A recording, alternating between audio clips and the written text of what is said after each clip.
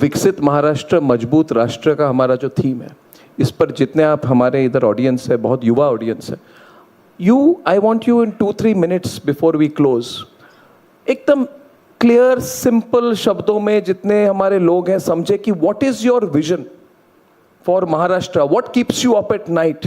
You are a 24/7 politician and governance person. What keeps you up at night? What is your vision? Give us a 5-year or 10-year horizon. देखिए, मैं इस राज्य के लिए दो तीन चीज़ें, चूँकि व्हेन आई केम हियर तो यहाँ पर पोर्ट के ऊपर डिस्कशन हो रहा था, तो मैं आपको जिसकी बात यहाँ पर हुई, वाढवण पोर्ट या जिसको वधावन बोलते हैं, ये जो पोर्ट है, अभी हम लोगों ने, मैं आपको बताना चाहता हूँ कि this port was conceived in 80s में कंसीव हुआ था, क्योंकि हमारे देश में एकमात्र ऐसा पोर्ट है जहाँ पर 20 मीटर्स डीप ड्राफ्ट है, 10 किलोमीटर. सो दुनिया की जो सबसे बड़ी वेसल है वो भी वहाँ पर आ सकती है. इन 1992 एक सुप्रीम कोर्ट ने निर्णय दिया, एक डहाणु की एनवायरनमेंट कमेटी तैयार की, उस कमेटी ने कह दिया कि यहाँ पोर्ट नहीं हो सकता है, it is detrimental to the environment, और तब से बंद पड़ा था. जिस समय मैं मुख्यमंत्री बना, मैंने उसका अभ्यास किया. मैंने कहा कि भाई, ये तो डहाणु में जो हम राइट ऑफ वे है, अगर हम नया राइट ऑफ वे निकाल दे और डहाणु की नेचुरल जो एरिया है उसको बाईपास कर दे, तो ये पोर्ट हम कर सकते हैं. और हम लोगों ने नया उसका राइट ऑफ वे निकाला और उस पोर्ट को हमने सारी मान्यताएं ली. अब मैं आपको केवल स्केल क्या ये बताना चाहता हूँ कि आज हमारे देश का सबसे बड़ा पोर्ट ये JNPT पोर्ट है, जो 60% of the container traffic handle करता है. अब जो पोर्ट हम बना रहे हैं ये 3 टाइम्स बिगर है JNPT से, और आज हमारे देश का कोई भी पोर्ट दुनिया के पहले 10 पोर्ट में नहीं है. ये वाढवन जो पोर्ट है, ये पहले दिन से दुनिया के 10 बिगेस्ट पोर्ट में आएगा.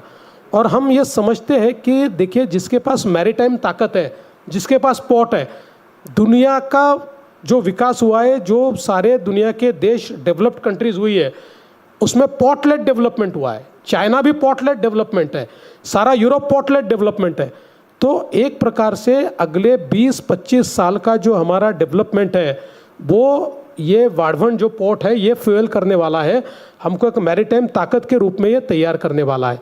दूसरा मैं बताना चाहता हूँ जो हमने महाराष्ट्र में किया हुआ है, कि आज हम लोगों महाराष्ट्र में जो हम सारी बिजली तैयार करते, तो अभी तक की हमारी स्थापित क्षमता जो है वो सारी मिलाकर 40,000 मेगावाट है.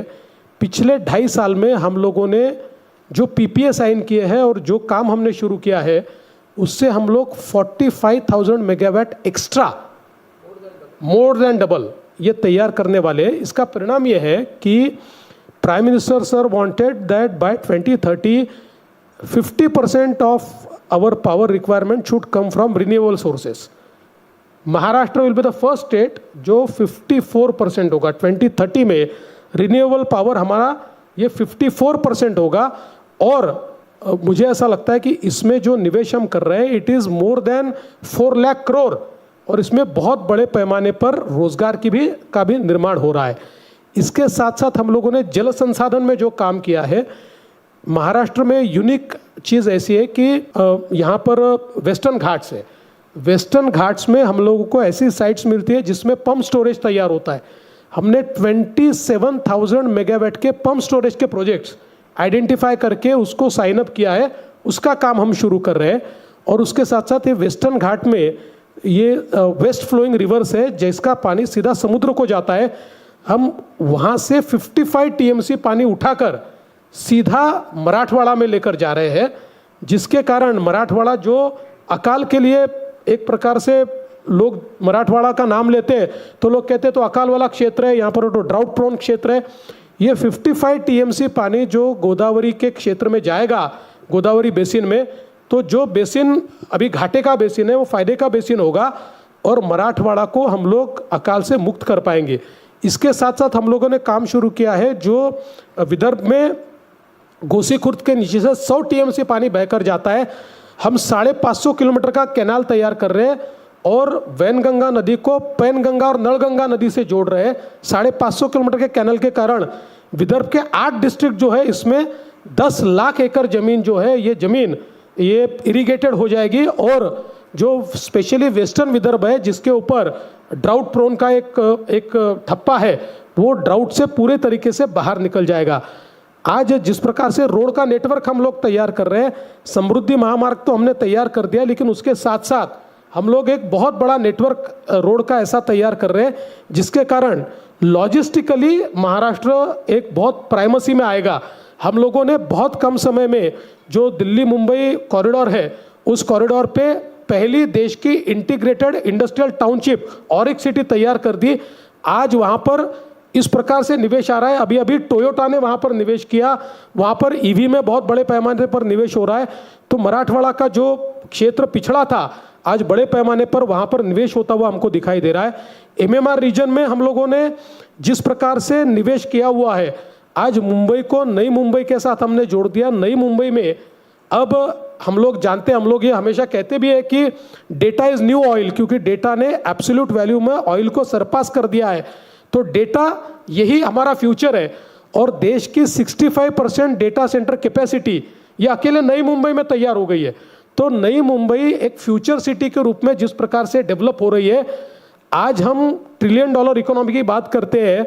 ये एमएमआर रीजन में ये कैपेसिटी के अगले 15 सालों में एमएमआर रीजन की ही इकोनॉमी 1.5 ट्रिलियन की 1.5 ट्रिलियन की हो जाएगी। इतना निवेश यहाँ पर आ रहा है। नए एयरपोर्ट्स हम लोग बना रहे हैं, नए पोर्ट्स हम बना रहे हैं। तो मुझे लगता है कि सारे क्षेत्र में अगर बताता रहूँ तो शायद आधा घंटा मैं बोलता रहूँगा, लेकिन कोई भी क्षेत्र आप ले लीजिए, हर क्षेत्र में महाराष्ट्र जिस प्रकार से आगे जा रहा है। और मुंबई में अब हमारे प्रधानमंत्री जी ने भी कहा कि मुंबई को फिनटेक कैपिटल के रूप में हम लोग डेवलप कर रहे हैं। और एक प्रकार से फिनटेक कैपिटल है ही, और टेक्नोलॉजी का कैपिटल भी महाराष्ट्र है, और साथ में स्टार्टअप कैपिटल भी महाराष्ट्र है। क्योंकि लोग कहते हैं बेंगलोर स्टार्टअप कैपिटल है, लोग कहते हैं हैदराबाद है, लेकिन एब्सोल्यूट नंबर में अगर आप देखेंगे तो देश के सबसे ज़्यादा स्टार्टअप से महाराष्ट्र में है, देश के सबसे ज़्यादा यूनिकॉर्न से महाराष्ट्र में है। तो टेक्नोलॉजी में, स्टार्टअप में, हर इकोसिस्टम में महाराष्ट्र अग्रसर है, आगे बढ़ रहा है। इसीलिए मैं ऐसा कहता हूँ कि भारत को 5 ट्रिलियन इकोनॉमी, 7 ट्रिलियन इकोनॉमी जो तैयार करनी है, या दुनिया की तीसरी सबसे बड़ी अर्थव्यवस्था बननी है, उसका गेटवे ये महाराष्ट्र से जाता है। आपने जो थीम कही है, विकसित महाराष्ट्र मजबूत राष्ट्र, महाराष्ट्र जितना विकास करेगा उतना भारत भी विकास करेगा। Excellent, excellent. जिस पैशन के साथ आपने अपनी प्रेजेंटेशन रखी, आपके पास फैक्ट्स तो हैं, फैक्ट्स होते हैं, मगर जिस मोटिवेशन और पैशन के साथ आपने ये लास्ट 5 मिनट्स की प्रेजेंटेशन रखी, I think it will motivate a lot of the young people in the audience. इनको सिर्फ एक ही सवाल होता है, do the politicians care for us? And I think it is quite clear that politicians like you do care for the youth and the future. Fadnavis ji, total pleasure, बहुत अच्छा लगा thank you to talk to you. For your health and everything else, I wish you all the best. Thank you so much. Thank you.